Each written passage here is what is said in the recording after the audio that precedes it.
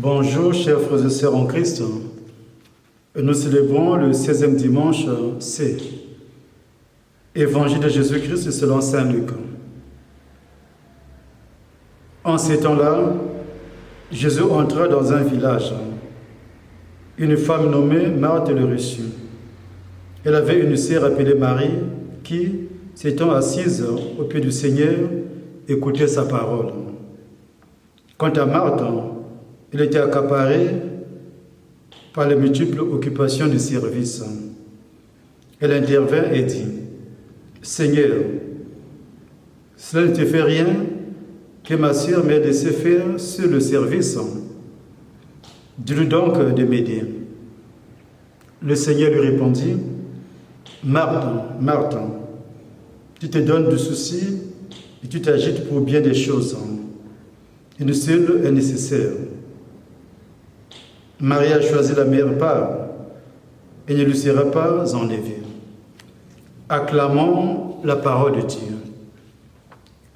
Dans la première lecture qui est tirée du livre de la Genèse, Abraham donne l'hospitalité à Dieu,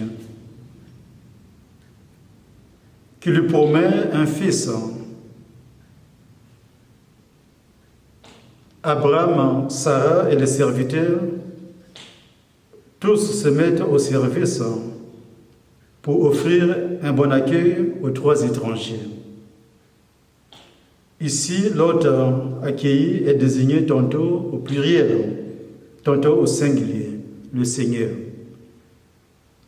À travers ces trois voyageurs discrets, c'est Dieu lui-même qui est à la fois proche et lointain. En effet, exercer l'hospitalité, c'est accueillir l'autre et par là recevoir Dieu à travers l'étranger.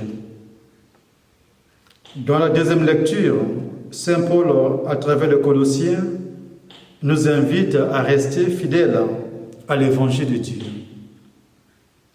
Malgré les difficultés de son ministère, Paul vit dans la joie à cause du Christ.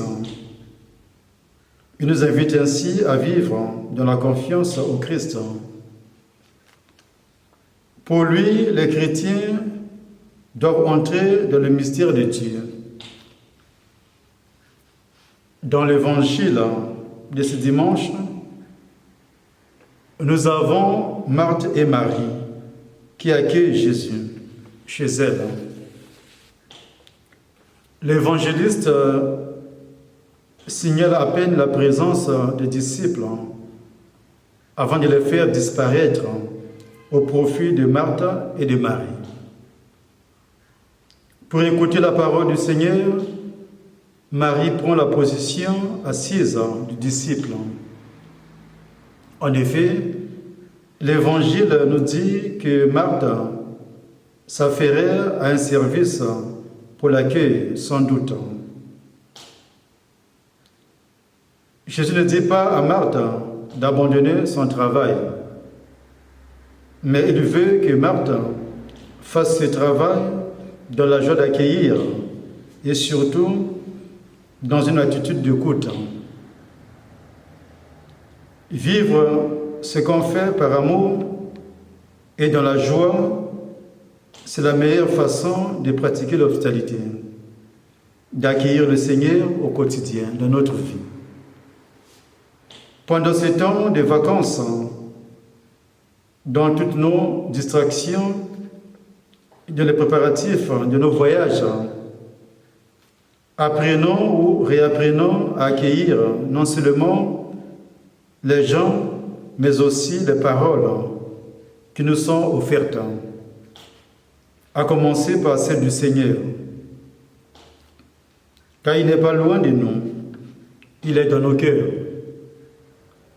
En accueillant le Seigneur qui vient vers nous à travers nos frères et sœurs qui souffrent, à travers les laissés pour compte, à travers les orphelins, le Seigneur nous comble de sa paix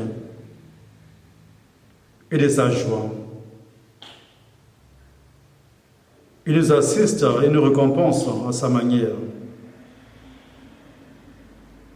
Que sa parole soit notre nourriture quotidienne. Chers frères et sœurs,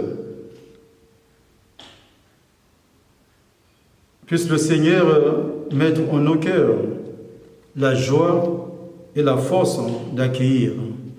Au nom du Père et du Fils et du Saint-Esprit.